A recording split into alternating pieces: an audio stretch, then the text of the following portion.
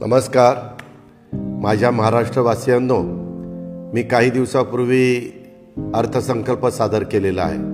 तो तुम्ही सर्वांनी पाहिला असेलच.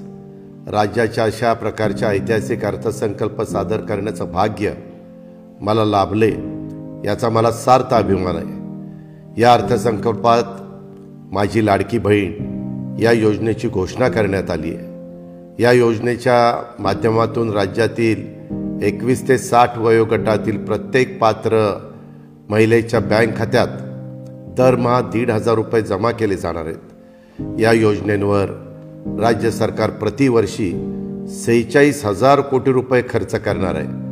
आजवर आपण पाहत आलोय की प्रत्येक कुटुंबातील आई स्वतःवरील खर्च शक्य तितकी काटकसर करते, पण आपल्या मुलाबाळांना काही एक कमी पडणार नाही याची काळजी ती घेते. परंतु काही वेळा परिस्थितीची अशी निर्माण होते की आर्थिक अडचणीमुळे घरातील मुलांच्याकडं जास्त लक्ष दिलं जातं आणि नेमकं मुलींकडेच दुर्लक्ष होतं.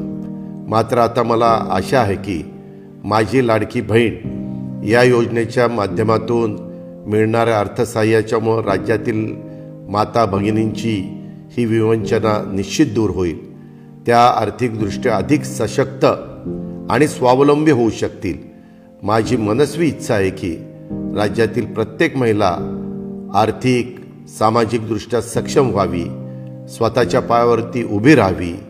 कुठल्याही महिलेला असं वाटू नये की आपण दैनंदिन गरजांच्यासाठी वडील, भाऊ किंवा नवऱ्यावर अवलंबून आहोत.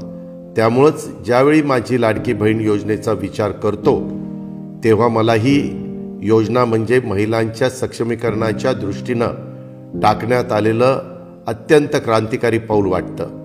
आमच्या सरकारने आपल्या अनुभवाच्या जोरावर हे अशक्य वाटणारं काम शक्य करून दाखवलेलं आहे. एवढेच नाही तर राज्यातील माता भगिनींनी पुरुषांच्या तुलनेत कुठेही मागं राहणार नाहीत हे सुनिश्चित करण्यासाठी इतर अनेक पावलं उचलण्यात आलेली आहेत. अर्थसंकल्पात राज्यात 25,000 नवीन उद्योगांच्या उभारणीसाठी देखील आर्थिक तरतूद करण्यात आलेली आहे. आणि विशेष म्हणजे त्यापैकी 30% युनिटमध्ये महिला उद्योजकांना सहाय्य केलं जाणार आहे. महिलांना पिंक ई रिक्षा चालवण्यास सक्षम बनवलं जाणार आहे. शिवाय शाळा कॉलेजमध्ये शिकणाऱ्या मुलींना देखील मोफत शिक्षण दिलं जाणार आहे. आणखी एक महत्त्वाची योजना म्हणजे युवा कार्य प्रशिक्षण योजना. आणि या योजनेच्या माध्यमातून आपल्या राज्यातील तरुण तरुणींना औद्योगिक प्रशिक्षण आणि सोबतच 10,000 रुपयेपर्यंतचा स्टायपेंड दिला जाईल. महिला, तरुण तरुणींच्या सक्षमीकरणाच्या बरोबरीनं राज्याच्या आध्यात्मिक सांस्कृतिक परंपरा जपण्याचा आणि पुढे नेण्याचा शासनाचा प्रयत्न आहे. त्यासाठी आपल्या वारकरी बांधवांच्यासाठी मुख्यमंत्री वारकरी संप्रदाय महामंडळ स्थापन करण्यात येणार आहे. पंढरपूर वारीला जागतिक नामांकन मिळावं यासाठी देखील युनेस्कोकडे प्रस्ताव पाठवणे, वारीतल्या मुख्य पालख्यातील दिंड्यांना प्रतिदिंडी 20,000 रुपये देणं असे अनेक महत्त्वाचे निर्णय आम्ही घेतलेले आहेत. राज्यातल्या वारकरी बांधवांच्या पाठीशी भक्कमपणे उभं राहणं आणि वारकरी संप्रदायाची परंपरा पुढच्या पिढीपर्यंत समर्थपणे नेणं यासाठी मी आणि आमचं राज्य शासन बांधील आहे. तुम्ही पाहिलं असेलच की अनेक नकारात्मक निगेटिव्ह लोक या अर्थसंकल्पावर अकारण टीका करत आहेत. त्यांच्याकडून अर्थसंकल्प वाईट असल्याचं सांगितलं जात आहे. काहींकडून तर या बजेटला लबाडाच्या घरचं अवतान आणि अजूनही बरीच नावं ठेवून हिणवलं जात आहे. मला फक्त इतकंच सांगायचं आहे की या लोकांच्यामध्ये आणि तुमच्या अजितदादामध्ये हाच फरक आहे की ते राजकारण करणार आहेत आणि तुमचा दादा काम करणार आहे. अजून एक गोष्ट मला तुम्हाला सांगायची आहे ती म्हणजे राजकारणात आल्यापासून मी कोणताही पक्ष बदललेला नाही, पार्टी बदललेली नाही. अगदी पहिल्या दिवसापासून राज्याची जनता हाच माझा पक्ष राहिलेला आहे. मी पूर्वी जनतेचाच होतो, आजही जनतेचाच आहे. मी जे काही करतो त्यामध्ये जनतेच्या हिताचाच विचार करतो. राज्यातील जनतेच्या विकासाच्या चाकाला अधिक गती कशी देता येईल याचाच विचार माझ्या डोक्यात कायम सुरू असतो. राज्यातील जनतेच्या सर्वांगीण विकासाचं उद्दिष्ट समोर ठेवून त्याच विचारातून हा अर्थसंकल्प बनवण्यात आलेला आहे. त्यामुळे जे लोक बजेटच्या नावाने नाकं मुरडत आहेत त्यांचे चेहरे आजच नीट बघून घ्या आणि नेहमीसाठी लक्षात ठेवा, ही तीच लोक आहेत ज्यांना विकासाची गंगा तुमच्या घरादारापर्यंत येऊ द्यायची नाही. हीच ती लोक आहेत ज्यांना सरकारी योजनांच्या लाभापासून तुम्हाला दूर ठेवायचं आहे. मी अर्थसंकल्पात राज्यातील गोरगरीब कुटुंबांना वर्षभरात 3 गॅस सिलेंडर मोफत देण्याची घोषणा केली आहे. त्या बदल्यात मला शिव्या शाप मिळत आहेत. माझा दोष फक्त इतकाच की मी शेतकऱ्यांची दुःख आणि वेदना समजून घेतल्या आणि सरकारी योजनांच्या माध्यमातून त्यांच्या दुःखावर फुंकर घालण्याचा प्रयत्न केला. अर्थसंकल्पात आम्ही 44 लाख शेतकऱ्यांचं वीज बिल माफ केलंय. हे सहन होत नाही म्हणून विरोधकांनी मला शिव्या द्यायचं ठरवलेलं दिसतंय. आम्ही कांदा उत्पादक शेतकऱ्यांना गेल्या वर्षी 350 रुपये प्रति क्विंटल अनुदान दिलं, तर त्यांचा विरोध का? यावरूनच कोण महाराष्ट्रातील शेतकऱ्यांचा विचार करतंय आणि कोण शेतकरी विरोधी आहे हे आपल्या लक्षात आलं असेलच.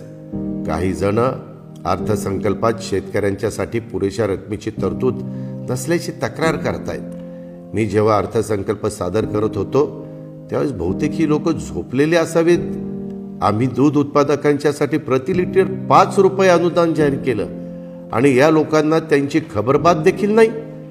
आम्ही कापूस आणि सोयाबीन उत्पादक शेतकऱ्यांच्यासाठी हेक्टरी 5,000 रुपये बोनस जाहीर केला.